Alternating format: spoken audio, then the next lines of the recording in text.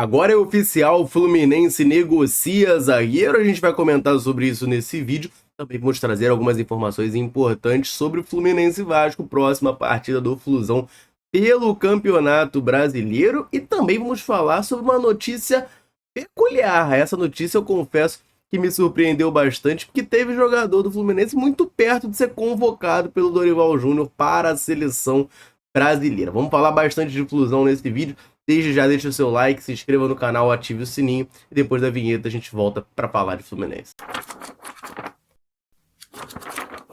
O Fluminense foi eliminado da Copa do Brasil, infelizmente a gente sabe, e agora o foco é total no Campeonato Brasileiro, né? Pelo menos enquanto não chegam às oitavas de final da Copa Libertadores, o foco é no Brasileirão e a próxima partida é contra o Vasco da Gama, um jogo que pode acabar se tornando confronto direto. Se o Fluminense vencer esse jogo, fica apenas um ponto do Vasco na tabela e puxa o Vasco para a briga lá contra a Degola, além da gente, claro, melhorar a nossa situação. Eu tenho duas informações importantes para trazer sobre essa partida. A primeira delas eu quero falar sobre a parcial de ingressos já comercializados, né? Esse jogo é mando do Vasco da Gama, por isso ele vai ser no Engenhão. Houve um imbróglio ali para definir onde que esse jogo seria, porque no Maracanã não rola, já que o Vasco não topa deixar sua torcida no setor norte, e o Fluminense por contrato tem direito a ter sua torcida no setor sul, então não tem como liberar o Maracanã para eles. O BEP proíbe jogos clássicos, né, em São Januário, então sobrou ali o Engenhão. Eles chegaram num acordo com o Botafogo do Rio de Janeiro para poder mandar esse jogo no Engenhão, esse jogo que vai ser num sábado, 9 da noite. E o Vasco divulgou a primeira parcial de ingressos comercializados para essa partida, já são 15 mil ingressos comercializados.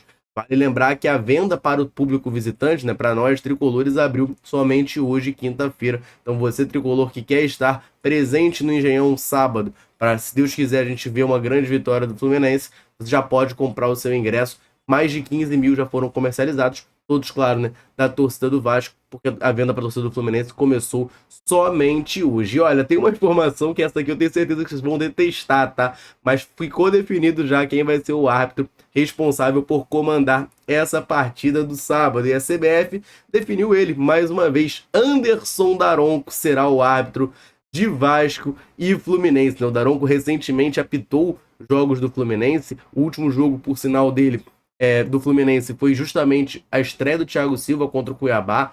Tem 2 semanas que ele estava apitando o jogo do Fluminense. Pouco antes também apitou o empate contra o Criciúma, lá em Criciúma. E é ele quem vai apitar o jogo do Flusão contra o Vasco no sábado. Com esse árbitro no comando das partidas, são 42 jogos até o momento, com 15 vitórias do Fluminense, 12 empates e 12 derrotas. O Fluminense totaliza, portanto, 45,24% de aproveitamento. É um árbitro que, claro, né, acho que o futebol brasileiro inteiro, né, todos os times reclamam do Daronco, ninguém gosta do Daronco, é um árbitro realmente muito questionado. Eu acho ele um árbitro muito pavão, gosta muito de aparecer, mas é prestigiado na CBF, né, e apita muitos jogos importantes. Vai apitar mais uma vez um jogo do Flusão. E essa informação que eu vou trazer para você agora me pegou muito de surpresa, tá? Eu confesso que eu fiquei questionando, falei, não é possível, tô lendo errado, não tô entendendo isso. Eu vou te contar já que papo é esse, tá? Mas teve jogador do Fluminense que esteve próximo de ser convocado para a seleção brasileira na Copa América. A gente já vai conversar sobre isso, só vou antes lembrar você, ligado aqui na Central, de correr no comentário fixado, porque lá tem o link do canal da Central Fluminense no WhatsApp. E nesse canal você fica sabendo de tudo o que acontece com o nosso tricolor na palma da sua mão, diretamente no seu WhatsApp. Então o que você vai fazer? Você vai correr no comentário fixado desse vídeo, vai clicar no link que lá está. E aí vai abrir no seu WhatsApp o canal da Central. Você apertar no canto superior direito no botão seguir, e a partir daí você vai receber tudo o que acontece com o Flusão na palma da sua mão. Beleza? Eu vou te esperar por lá e vamos falar um pouquinho dessa informação, que quem trouxe pra gente foi a Rádio Itatiaia, que é um portal, um veículo bastante confiável, por sinal, dizendo que o Fluminense tinha 2 nomes na pré-lista de Dorival Júnior para a Copa América, né? O técnico faz uma pré-lista com mais jogadores, e aí o torneio em si ele convoca somente a galera que vai, né? Que são 26, se eu não me engano, jogadores, né? O André era um desses, aí a gente já imagina, né? O André, figurinha carimbada na seleção brasileira, ele só não jogou a Copa América por conta de uma lesão, né? Já desde o Fernando Diniz ele era convocado com frequência. O André, a gente já imagina que estaria nessa lista. Mas o outro nome que me pegou de surpresa, porque Matheus Martinelli também constava na lista do Dorival Júnior, dessa pré-lista do Dorival Júnior para a Copa América. Cara, o Martinelli não vem bem em 2024, tá fazendo uma temporada muito abaixo, muito questionado pela torcida do Fluminense, até por isso me estranha muito a inclusão dele nessa lista. Eu confesso que assim que eu bati o olho, eu falei, não é possível, pô. Confundiram o Martinelli do Fluminense com o Martinelli do Arsenal. Era o Martinelli do Arsenal que estavam falando, e não do Fluminense. Mas não, é o do Fluminense mesmo. Ele estava na lista lá do Dorival Júnior, nessa pré-lista do Dorival Júnior para a Copa América. O Dorival que recentemente esteve em jogo do Fluminense acompanhando contra o Bahia. Com certeza estão observando o André e também o Martinelli. Então fica aí a curiosidade, né? Por mais que a fase dele não seja melhor, o Dorival Júnior tem esse jogador em autoestima e fica claro, né, que o nosso desejo de que o Martinelli consiga recuperar o futebol dele, consiga voltar a agregar, né? No jogo contra o Bahia, a justiça tem que ser feita. No jogo contra o Bahia, eu achei que ele fez uma boa partida, então que ele consiga em breve retornar ao futebol que ele apresentou na reta final de 2023, onde foi importante para o Fluminense conquistar a Copa Libertadores da América. Agora eu quero falar um pouquinho da novela, que pode não ser novela, né? Porque é o caso do Emiliano Gomes, né, gente? O Fluminense estava no mercado atrás desse jogador. O Emiliano Gomes, para quem não tá por dentro da situação, é um atacante uruguaio de 22 anos, é o vice-artilheiro, do Campeonato Uruguaio da atual temporada, e ele joga no Boston River, lá do Uruguai. O Fluminense fez uma proposta de 3 milhões de dólares para comprar 100% dos direitos do atacante. O Boston River recusou, pediu esses mesmos 3 milhões de dólares por 70% do atacante. O Fluminense até tentou negociar para pagar esse valor, cerca de 17 milhões de reais, em 85% do atleta. Só que o que acontece? Além disso, tinha um outro problema, que era o parcelamento do Fluminense. A gente fala aqui, brinca muito, né, que o Fluminense quer aqueles longos parcelamentos, parecendo carnê, para comprar jogador. E como o Boston River, o Fluminense queria dividir e parcelar até 2027, Boston River não topou, queria no máximo até 2026 esse pagamento sendo feito. Então, a negociação acabou não avançando e o Fluminense se retirou de maneira oficial do negócio. Quem trouxe informação pra gente foi o Marcelo Neves lá do GE, e agora ele traz uma outra informação. Por quê? Porque o Emiliano Gomes, ele tava super empolgado de vir pro Fluminense, né? Eu até brinquei na live que a gente fez ontem aqui pré-jogo, eu até brinquei que, pô, eu que sou tricolor, você olhar o meu Instagram e olhar o do Emiliano Gomes, ele com certeza postou muito mais coisa do Fluminense nos últimos dias do que eu, né? E eu sou tricolor, pô. Mas o cara tava muito empolgado, fez churrasco pra ver jogo, tava muito empolgado pra vir. E ele segue o Fluminense nas redes sociais até agora, né? Tá seguindo ainda. Então, essa questão do desejo do jogador acaba pesando muito. A gente lembra que na negociação do Bernal foi isso, né?